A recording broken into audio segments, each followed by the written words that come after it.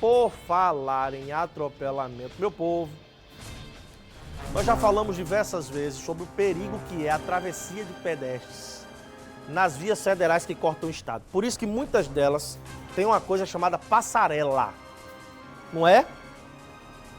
Mas infelizmente parece que nós estamos fazendo chover no molhado, gastando a nossa saliva em vão. 2 pessoas foram vítimas de atropelamento nesse fim de semana. Deixa eu chamar a Glaucia Araújo, ela que tem mais informações. Você só não vai me dizer que foi próximo a uma passarela. Por favor, não faça isso comigo. Infelizmente, Paulo Neto, eu tenho que dizer para você que foi sim, próximo a uma passarela. Esse caso aí aconteceu, esse atropelamento que eu vou falar agora, aconteceu ali, no Renascer, a Cabedelo, que as pessoas sempre atravessam para o outro lado, para ir para o lado de João Pessoa. Então, um homem atravessou ali a BR-230 e quando estava fazendo esse caminho, foi atropelado e acabou morrendo no local. A polícia ainda não tem a identificação desse homem, mas o delegado foi até o local e a gente também tem uma entrevista com o socorrista do SAMU. Vamos ver o que eles falam. A maior lesão que a gente encontrou no paciente foi na cabeça, né?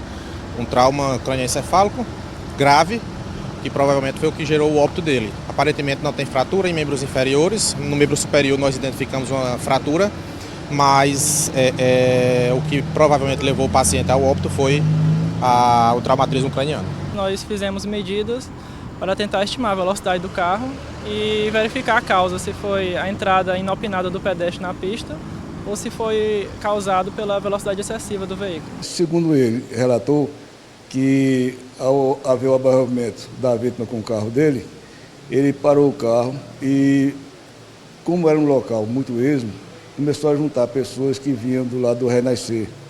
Ele, que estava com uma criança dentro do carro, uma criança de 8 anos de idade, ficou com medo e tentou evadir-se do local para, logo em seguida, ele solicitar o Corpo de Bombeiro, a Rodoviária Federal e o SAMU, para que se dirigisse até o local, né, onde ele informou que tinha acontecido o acidente.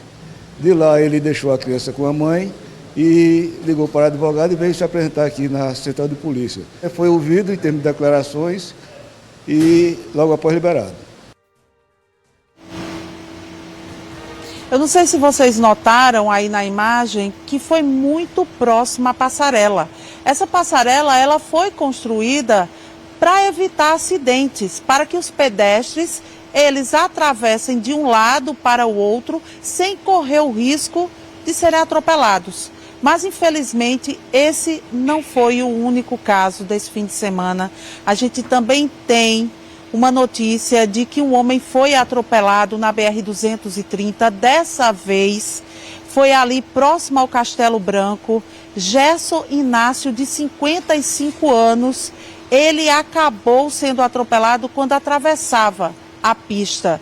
E a gente também tem uma entrevista do bombeiro que vai explicar como aconteceu. O pessoal da cidade de Itapororoca tinha deixado um paciente no hospital de trauma e ao regressar para a base dele se depararam com esse atropelamento aqui, próximo à entrada aqui da UFPB, que é o quilômetro 20. Um paciente, ele já tem uma certa dificuldade de locomoção devido à sua mobilidade física e aí acabou sendo atropelado. Não sabe se foi um carro, uma moto. Mas no momento o paciente consciente orientado, sem nenhuma gravidade.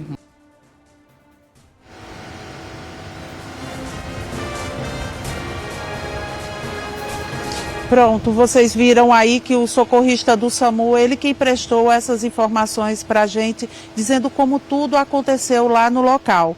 E o que é que a gente fez? A gente convidou para essa conversa um inspetor da Polícia Rodoviária Federal, o Franz Miller, para conversar com a gente, dizer se é comum isso acontecer.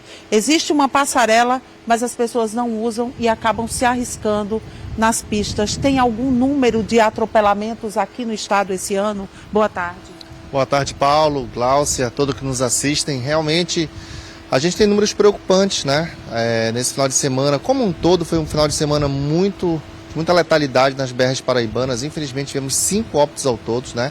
E dois especificamente do caso desses atropelamentos, que nos chamam a atenção exatamente por conta do equipamento, né? A obra de arte existia ali, a passarela está disponível para a população, muitas delas são construídas ali após anseios, manifestações populares para que fossem construídas para minimizar a letalidade nessas travessias que a gente sabe são muito perigosas, mas infelizmente algumas pessoas se arriscam e aí acabam realmente sendo vítimas desses atropelamentos.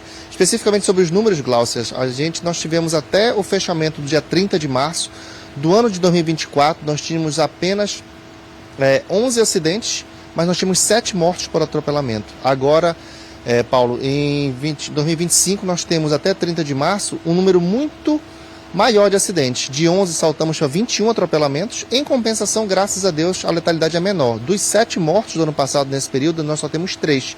Infelizmente, 2 nesse final de semana. Agora, inspetor, quando a pessoa é atropelada próximo ali à passarela, o que pode acontecer nesse caso com o motorista? Porque existe um equipamento para que ela passe ali por cima com segurança, mas ela assume o risco de atravessar correndo risco. Exatamente. Bem, o condutor, independente de ter a passarela ou não, a responsabilidade dele vai ser apurada, né? Qual deveria ser. Agora, é lógico que nesse caso o pedestre está se colocando num risco, né? Ele está subvertendo todas as regras de trânsito, né? Para poder fazer aquela travessia de maneira extremamente perigosa. E a gente está vendo isso em números, em acidentes que muitas das vezes são fatais. Então a gente roga aqui realmente, a gente pede para que o nosso pedestre utilize a passarela. A gente sabe que tem mais tempo, é muito mais distante, a passarela é longa e tudo mais. Tem gente que tem receio, inclusive, por questão de segurança, mas a gente pede realmente que a pessoa utilize o equipamento ali que foi colocado exclusivamente para a travessia com segurança, porque é extremamente perigoso você fazer essa travessia dessa maneira. E a gente lembra também que essas passarelas, elas são erguidas nos pontos que são considerados de maior número de acidentes. Então, por isso é que elas precisam ser usadas. Assim como a faixa de pedestre, a passarela é um equipamento que tem que ser respeitado pelos condutores, no caso da faixa de pedestre, e pelos usuários, nos nossos pedestres, que é a travessia pela passarela. Porque a passarela, ela independe da vontade do motorista. Agora, quando você está na faixa de pedestre, você tem duas convergências de atenção, tanto do pedestre quanto do motorista. Mas nesse caso aqui, realmente, não é que se isente a responsabilidade do condutor, mas ela é minimizada pela presença da passarela que deveria ter sido utilizada. Muito obrigada, inspetor. À disposição. É isso, viu, minha gente?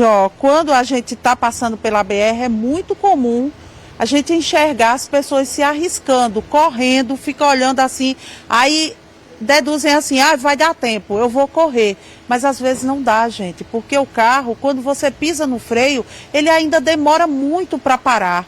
E às vezes o motorista é surpreendido pelaquele pedestre que nem podia estar fazendo aquela passagem naquele local. Então vamos evitar. Eu sei que a passarela, muitas vezes as pessoas reclamam dizendo que é muito distante, faz um caminho muito grande, mas pelo menos faz com segurança. Paulo, eu volto com você. Obrigado, Gláucia. Agradecer a Francis Miller também, o inspetor da PRF, e dizer que eu assino embaixo de tudo que ele falou. Tá? Às vezes o motorista, ele, quando vê o pedestre atravessando, já está em cima. Paulo Neto, mas e o carro não está com os faróis ligados, não? Vá ser motorista para você ver como é difícil. Vá, fica atrás de um carro, de uma moto para você ver que não é fácil. Às vezes a escuridão da via, que não tem iluminação adequada, tudo isso faz com que acidentes como esse aconteçam, lamentavelmente, tá?